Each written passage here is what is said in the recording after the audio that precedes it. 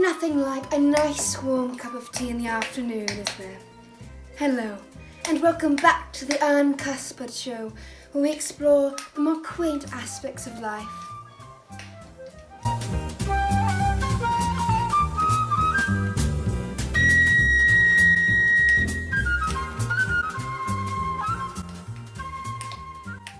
Welcome back. Today we have the pleasure to sit by this lovely fire and talk about one of America's most famous poets. He's written many poems, such as Annabel Lee, The Raven, and many more. Today we are talking about Edgar Allan Poe.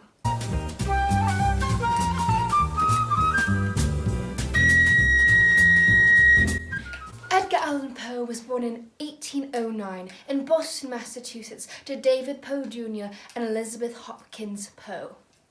Unfortunately, though, Edgar Allan Poe started his journey into the New World in quite a dark and unfortunate way. When Poe was only 3 years old, his poor mummy and daddy died, leaving Poe a sad, miserable little orphan. Edgar Allan Poe had quite a dark start to life, which probably inspired him for his many works later. Edgar Allan Poe, when he started his writing journey, was mostly unnoticed until 1845, when he published his first poem, The Raven. Once The Raven hit the streets, it became immediately popular with the people and inspired many artists to illustrate and make works based upon the writing. For example, in 1845, when the poem was first published, quickly illustrated it. As we can see from the lovely penmanship and the image of the raven, it's quite a lovely work to match a lovely piece of writing. What's that? Anyone else here cooing? Oh, look, it's the Raven from Edgar Allan Poe, The Raven. Oh, isn't he cute? He's not quite as scary or menacing as the Raven with Edgar Allan Poe poem, but he'll do.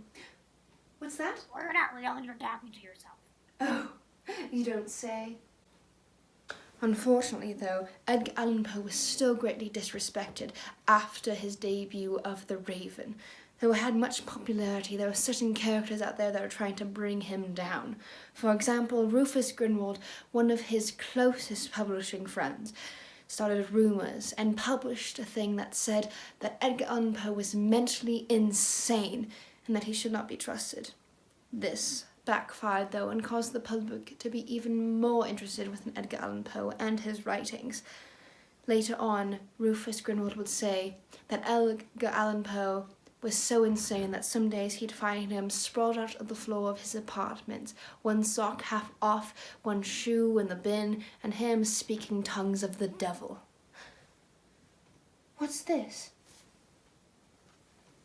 Now, you see, Edgar Allan Poe was believed to be bipolar, but, oh look, it's one of his socks that was claimed to be found off when he was having one of his psychotic breaks in his apartment.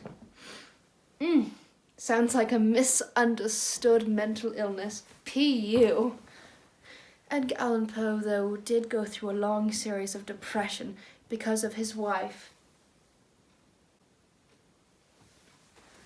Edgar Allan Poe did have a long bout of depression when his young, beautiful wife, Virginia Poe, died in 1947. This left Poe absolutely miserable. Poe had a hard life. He started off as an orphan, and then his beautiful wife died. Throughout Edgar Allan Poe's lifetime, he wrote many marvelous poems and produced many short stories. Though unfortunately, Edgar Allan Poe died at the young age of 40 in 1849, leaving him dead and no more to produce more writings. Though Edgar Allan Poe is long gone, there are still artists today that are trying to recreate his work or give a little bit of spice to it by illustration. For example, Chris Grimley, who is an artist and illustrator well known for his macabre taste in watercolour ability. He has partnered up with other writers such as Neil Gaiman to illustrate books and even have illustrated other dark writings such as Frankenstein. Would you take a look at his lovely work and his small but minute penmanship and the wonderful watercolour he uses to bring out life within each of his paintings. Absolutely wonderful. And here he is. Isn't he so cute? Anyone else here ringing? Oh, I think we have a caller on the telephone. Oh, let me get that. Hello, welcome to the Ann Cuspurg Show. How may I help you? What? They were cousins. And she married him at 13. Yes, I see the problem. Viewership and... It's fine. We'll just do another artist. Thank you. Bye-bye. Anywho, hello and welcome back to the Ann Cuspurg Show. Today we'll be talking about Pablo Picasso and his many art exhibits. Here's one of Pablo Picasso's painting, and as we can see, it has a lovely coloration and has a style that is quite unusual and unseen before his time. Oh, funny that. I hear another ringing. Let's see, shall we? Hello, welcome to the Ann Cuspurg Show. Who is it? What? He was emotionally abusive and hated women. Shit. Hello and welcome back to today's art excursion. Today we're going to travel back to the 1500s and look at Benvenuto Cellini. He was known mainly for his amazing stone sculptures, in which he would depict warriors or gods in battles or after fights. It seems we have another call coming in. Let me just answer. Hello and welcome back to the Ann Cuspurg Show. How can I help you? Oh, he killed a bunch of people. How nice! Hello, welcome back. Today we are going to look at Paul Gauguin's work. Paul was known for his fabulous, vibrant colours within his paintings and his mysterious backgrounds, quite alluring. It seems we have another phone call. One moment. Hello, welcome back. What? He gave children syphilis? Hello and welcome back. Today we're going to be talking about Francis Bacon. Now this shall be interesting. As we can see, Francis Bacon does a more dark artwork and beautiful colours and such macabre scenes. It's the phone again. 1 second. What? Oh. He's emotionally abusive. What a surprise! I mean, at least it's not as bad as giving children syphilis, but whatever.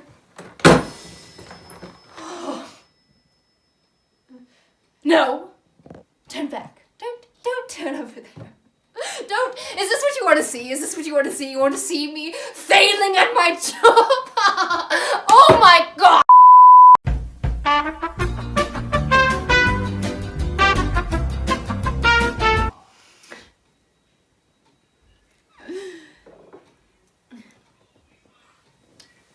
Welcome back to the show. Today we'll be talking about Eric Gill. Oh, would you look at that wonderful stonework.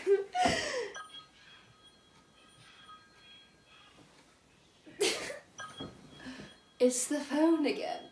How nice. Shall we answer it? Why not?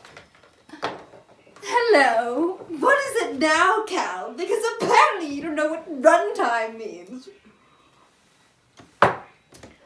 Oh. You straight up animals. that fantastic? You know, Gil, let me tell you something. I tried to write a show. I tried to make it fun and classy and quirky. You know, I moved away for this bullshit. And you know the best thing I can do, Gil? Is all the artists that I seem to interview are all terrible pieces of garbage. No, shh, no. Don't cry, Phil. It's me who should be crying. Because I'm gonna be in the when it comes to views. Because I have nothing to produce. Oh, I understand. You're gonna hang up now. That's nice, Phil. Hello. Welcome back to the show.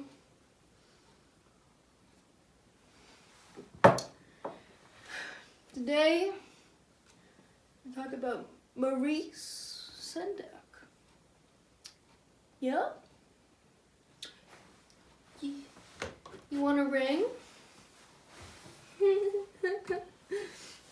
know, he's a great guy that we know of. He illustrated.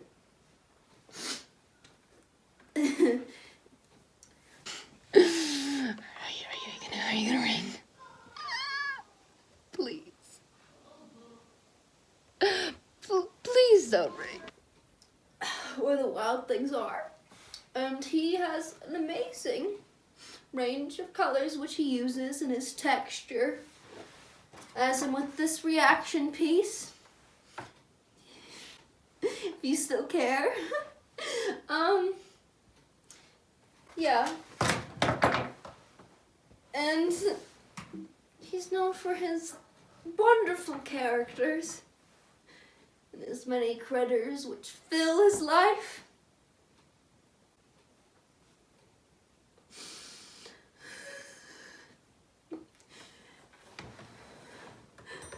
Are you gonna ring?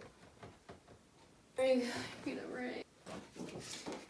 He also did another reactionary piece on him. And his characters and his textures and the vibrant color in which he uses. It's quite, one could say, magical.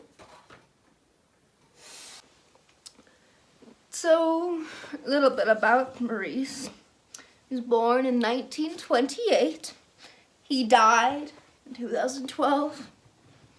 And he's been illustrating ever since.